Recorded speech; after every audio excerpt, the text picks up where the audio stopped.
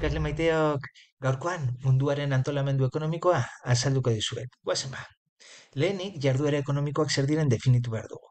Eta gogoratu, gizakiok, pertsonok ditugu beharrak, eta behar horiek asetzeko egiten ditugun jarduerak dira jarduera ekonomikoak. Nola ondasun eta zerbitzuak kontsumitzen. Eta hiru fase dituzte, ekoizpena, komertzializazioa eta kontsumoa. Gogoratu ekoizpenean banatzen genituela kontsumo ondasunak izango direnak gure beharrak asetzen dituztenak eta produkzio ondasunak izango direla ekoizteko erabiltzen ditugun, hau da, kontsumo ondasunak lortzeko erabiltzen ditugun material eta makinak. Eta gero, komertzializazioan baditugu bi motatakoak, handizkako salmenta eta txikizkakoa. Handizkakoan, izenak berak esaten digun bezala, kopuru handiak dira eta enpresak dira hauek erosten dituztenak, eta txikizkakoan, gu gara kontsumitzaileak zuzenan erosten ditugunak kopuru txikitan, bai? Eta azkenik daukagu kontsumoa ja erosi edo kontsumitzen dugunean produktu hori. Horrela gauzatu jarduera ekonomikoa. Jarraian itzin behar dugu ekoizpen faktoren inguruan. Zer izango dira ekoizpen faktoreak? Lau hauek direlarik. Ekoizpen faktoreak izango dira jarduera ekonomikoak eta baita ere ondasun eta zerbitzuak lortzeko behar ditugun baliabide edo elementuak. Orduan ditugu alde batetik natura baliabideak, eta hemen ezberdintzen ditugu lehengaiak eta energia iturriak. Lehengaiak naturatik hartzen ditugu, eta energia iturriak, gogoratu, ezberdintzen ditugula berriztagarriak eta berrizta ezinak. Beti ere aipatu behar dugu nola lehengai hauek mugatuak diren. Gero itzin behar dugu kapitalaren inguruan.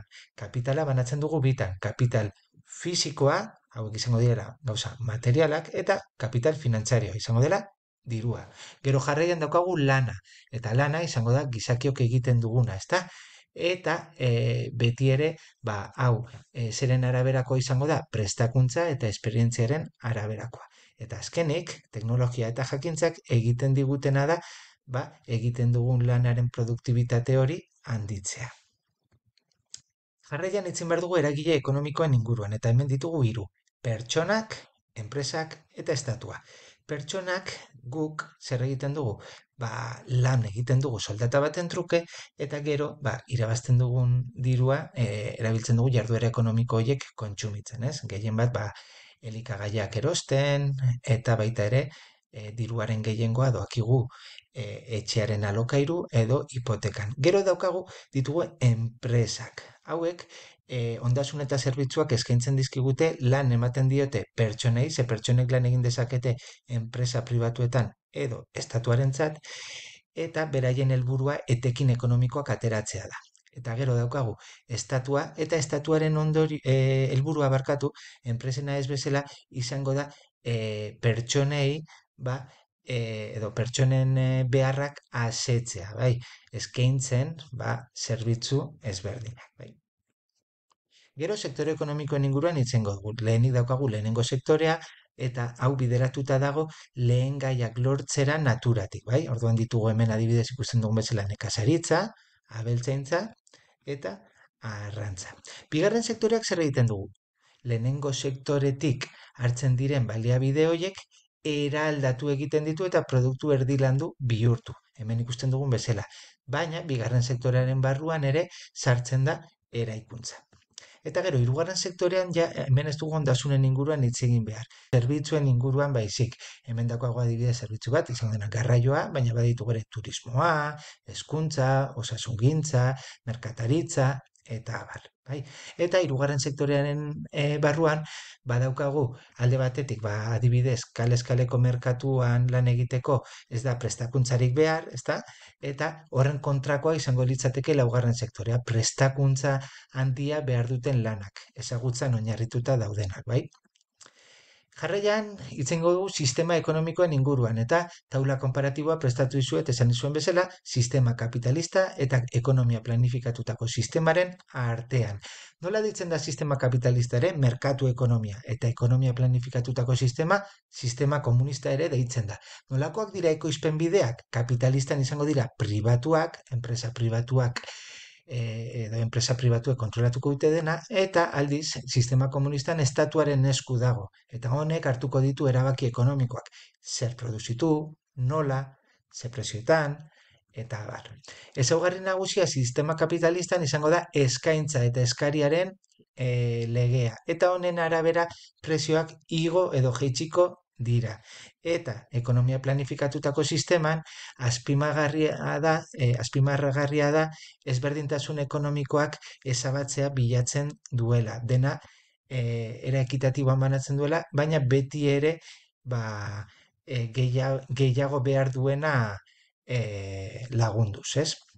Gero, jabetza pribatua sistema kapitalistan badago, eta aldiz, ekonomia planifikatutako sisteman ez, dena estatuarena baita.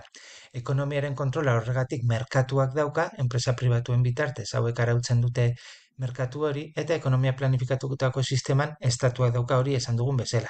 Orduan, helburua enpresena ezin izango da, mozkinak edo irabaziak izatea, eta aldiz, pertsonen beharrak asetzea ekonomia planifikatutako sisteman. Eta azkenik, beste zio zerraipatzeko, enpresen lehia askea dagoela, beraien artean konpetitzen dute pertsonak edo pertsonen atentzio hori bereganatzeko eta beraiek pertsonek kontsumitzeko beraien enpresako produktu horiek, eta aldiz, aipagarria sistema komunista honetan nola gerra hotzean bloke komunistak zeukan sistema ekonomikoa zen, baina gaur egun bakarrik Ipar Korean edo Kuban daukagula. Eta hemen ikusten dugu nola sistema kapitalista ziklikoa den eta badituela gainprodukzio krisiak. Hainbat urtean behin errepikatzen direnak, bai? Eta gero, badaukagu bien arteko nahasketa bat. Eta hau izango da sistema mistoa, bai? Normalean sistema misto hauek badituzte elementu gehiago kapitalistatik, komunistatik baino. Eta ipartu behar dugu ongizate estatua lehenengo gaian aipatu genuen bezala. Eta zer da ongizate estatua? Estatuak esku hartzen duela ekonomian, desberdintasun sozialak eta horrek eragiten dituen desberdintasun ekonomikoak orekatzeko eta laguntzeko gehiago behar duena, bai? Eta ongizate estatuak ere bermatzen digu gogoratu osasungintza, hezkuntza eta abar. Lehenengo munduko potentzia ekonomikoekin. Gogoratu behar ditugula gutxienez pare bat bakoitzetik. Munduko lider ekonomikoak hemen ditugu Japonia, Amerikako Estatu Batuak, Kanada, Australia, Europar Batasuna, OPEC, hauek izango dira potentzia ekonomikoak petroleoari esker, Arabiar Emirerri Batuak eta Saudi Arabia, Asian Tigers, hemen izango ditugula Ego Korea, Hong Kong, Taiwan eta Singapur, eta BRICS, beraien letra ja txibatzen digute, Brasil, Russia, India, China eta South Africa. Gero, globalizazioa. Zer da globalizazioa? Gogoratu, esan izuela, fenomeno sozial, politiko, kultural bat ematen dena munduan, eta honek eragiten duena, mundu guztia egotea konektatuta. Eta honek zer ekartzen ditu? Alde hon batzuk, baina baita alde txarrak ere. Eta, pare bat aipatuko ditugu bakoitzetik. Alde batetik, ekarriko duela kultura eta zientzia eskuragarri izatea mundu guztiarentzat, eta komunikatua egotea mundua komunikazio hobe bat, komunikazio global bat.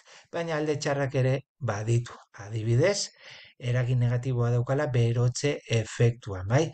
Eta baita ere, polarizazio bat ematen dela. Zer esan nahi du honek? Gehiago daukanak edo aberatzago bihurtzen direla, eta pobreak pobreago. Hau oso azpimarragarria da, nola multinazionalek kontrolatzen duten globalizazioaren mundu hau, bai? Amazon eta horrelako enpresa handiek. Eta azkenik bukatuko dugu deslokalizazioarekin. Zer da deslokalizazioa?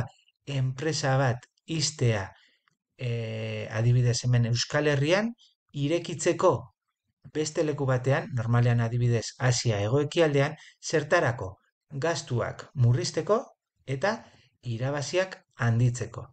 Gainera, azpimarratu behar da nola herrialde hauetan, askotan, Asia egoekialdean, ez dituzten bete behar, Europar Batasunan gertatzen den bezala, inguru giroa zaintzeko politikak. Eta orduan, askatasun handiagoa daukate, eta ere, zerga gutxiago ordaindu behar dituzte herrialde hauetan. Bueno, hau izan da guztia, espero dut honekin dena argiago izatea.